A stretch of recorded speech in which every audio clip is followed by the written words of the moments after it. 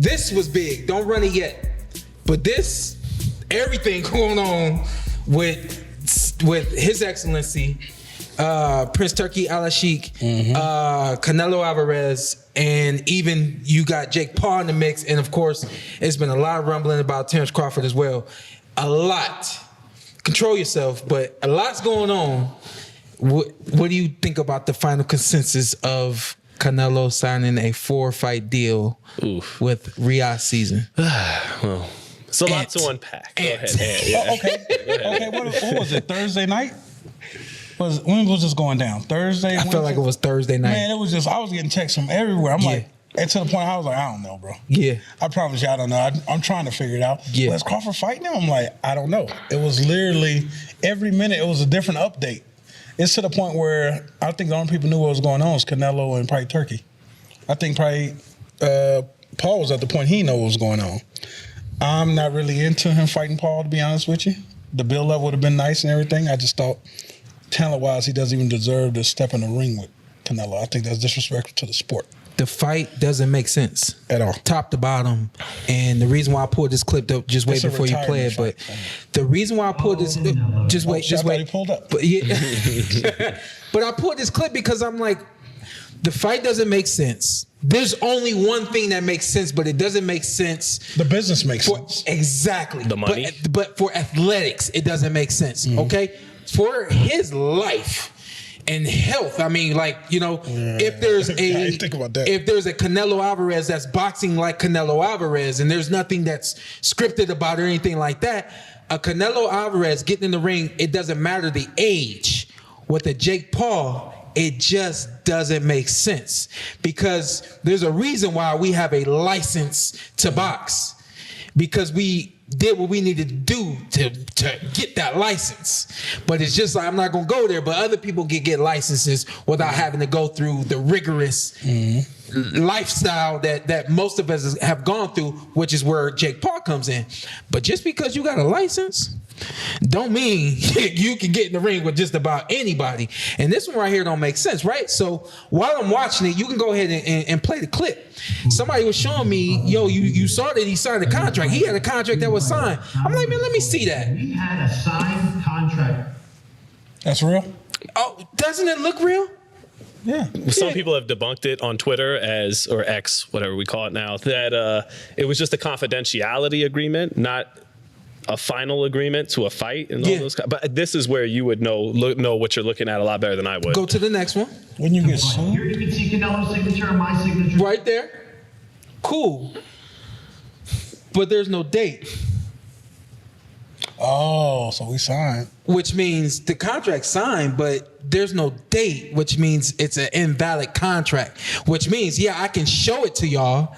I can show y'all how real and serious I am about fighting Canelo Alvarez. Right. But it's still smoke and mirrors. This fight don't make sense. I'm going to go on record for saying exactly what I said about Tyson. And we pretty much didn't get that fight. We got it.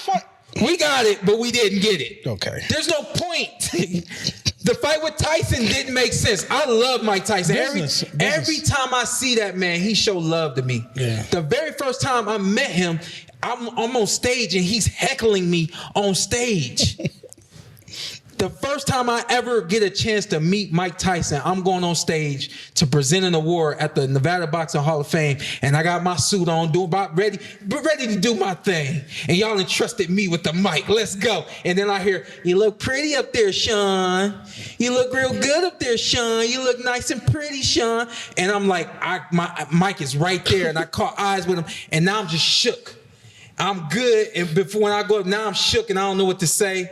Lost my words and everything, and I pretty much was like, "Hey, come get your award." And I gave an award to somebody. I don't even remember who I gave the award to. And I knocked all the cool out my walk. I went and sat down in my seat, and I just sat there like this, because it was like I was embarrassed, but it was Mike Tyson. Yeah. And he took all of the cool out of me, and I didn't know what to say, and I just was nervous.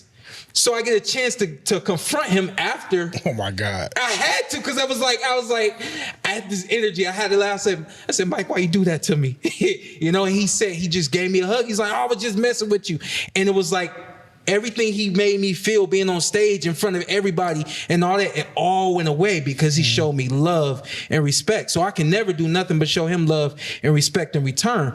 But the fight just did not make sense. And for all y'all that was excited about that fight and Mike is going to snap and all this other stuff, Mike ain't that guy no more. And upon being that guy no more, not being that guy anymore, you're also not the fighter that you used to be. Yeah, number one. You're now a historic car that should just be rolled out of the garage and sat there for people to come by and look and say, yo, that's nice. I love you for what you did. And that's all he should be doing at this point. So the same thing goes for this fight. Y'all tell me outside of the business where it makes sense. And guess what? It don't make enough sense for this thing to happen. So we get smoke and mirrors right here of Jake Paul trying to convince y'all that, yo, this was really going to happen. This was really going to happen.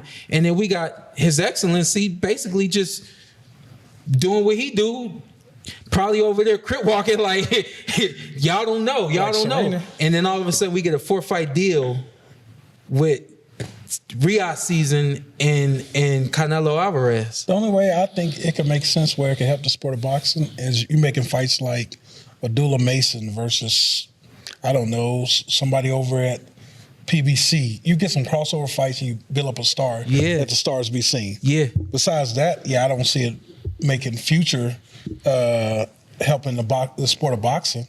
The event would have been major. We'd have loved it. It would have been major. The energy would have been crazy. Yeah, I don't know how I would feel about it if the fight gets made. I don't know how I'm going to feel about it if the fight gets made. It ended up happening with Mike, and I really don't know all of the ins and outs with that. Outside of, a lot of people say, well, Mike got paid.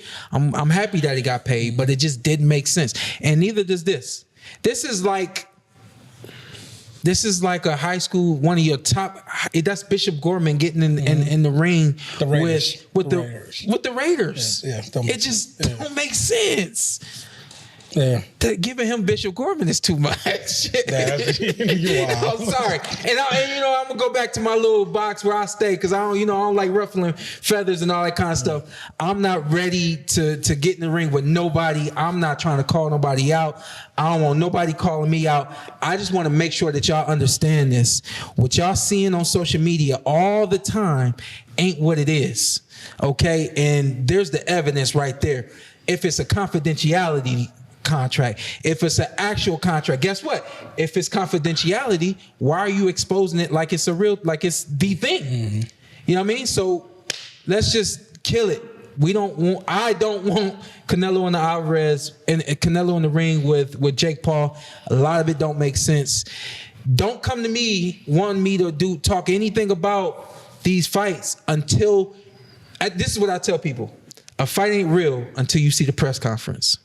Yeah, you just said it. And even then, after you see the press conference, they fight ain't real until after weigh-in night. Right, after weigh-in night. Okay? Because pretty much nothing can happen after the weigh-in. But stop, y'all. Stop reading into everything and thinking that this is what it's going to be. And as we saw, Prince Turki Al Sheikh say, this is what it is. Shawn Zittel, take it away. Well, thoughts. I'll start. Well, first I'll acknowledge that business-wise, which you basically acknowledge, it is the biggest money-making fight in terms of what it actually draws pay-per-view wise, or if Netflix had it, ticket sales. That fight, unfortunately, because of the tastes of the masses sometimes, would make more revenue than Benavidez or Crawford fighting Jake Paul. And the one way it could have that entirely. The one way it could have been positive, which by the way backs up my point about kind of an indictment of our culture. Like when I went back to Tyson and Paul, again, that says something that the public would rather eat up Jake Paul as an opponent for Canelo than Terrence Crawford or David Benavidez. I rest my case, but when Jake says what he says about Canelo, basically I agree with just about all of it, and it's true.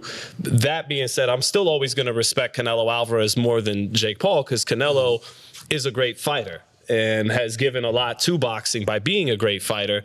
And Jake Paul, you know, he tells the truth when he's got a good mouthpiece on him. So when he does decide to tell the truth and let it rip, he's very good at doing it. But he'll only do it when it serves his interests. You know, he's criticizing Canelo for taking money in Saudi. He fought in Saudi and his only loss to Tommy Fury. His brother, the Paul brothers, they benefit off a relationship with the Saudis. His brothers wrestled in Saudi, in those crown jewel events that the WWE has. You know, his brother sells Prime.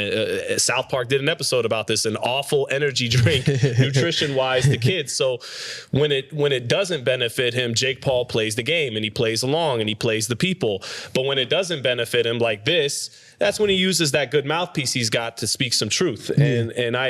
So even though I agree with basically everything Jake said about Canelo here, still respect Canelo Alvarez more than Jake Paul. That being said, to touch on what he's right about, when you're taking Turkey's money because you don't want to eat what you kill in the United States or wherever, fighting wherever you are. And of course, what I mean by eat what you kill, whatever your ticket sales, whatever your pay-per-view revenue, whatever your fair, reasonable cut that you negotiated of that, you're eating what you kill. Turkey, that's, for example, Canelo sold 650,000 pay-per-views reportedly against Brenagh, right? At these $25 price points that Turkey's doing, if he sold the same amount of pay-per-views fighting William Skull, his event would make the same money that David Benavidez would make here selling 150,000. So you're getting paid an exorbitant amount of money that you're probably never actually going to earn through the event itself. So that money comes with strings attached. Now you have to call another.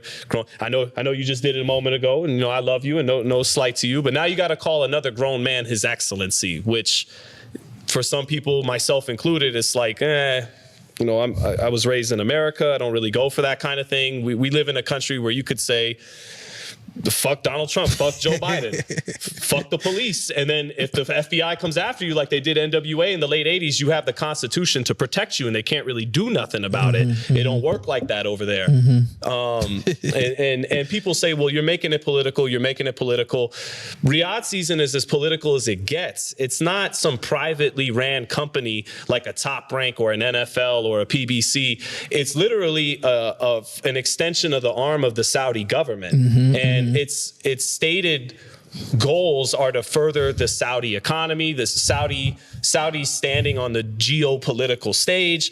You can't get through any of their shows without praising Mohammed bin Salman, the Crown Prince. So they make it even more political than I'm making it right now. So I think, it's how I look at it, and we'll move on. But the way I look at it is, it's their way over there. I've been over there. Yeah. I'm actually going back over there. America's got next skeletons, week. Lord knows. And so when I'm over there, I move accordingly. The respect that I was taught as a kid, if that respect follows me wherever I go, I address my kids as sir. Right. You know, and like your dad calls everyone Mr. Zittel.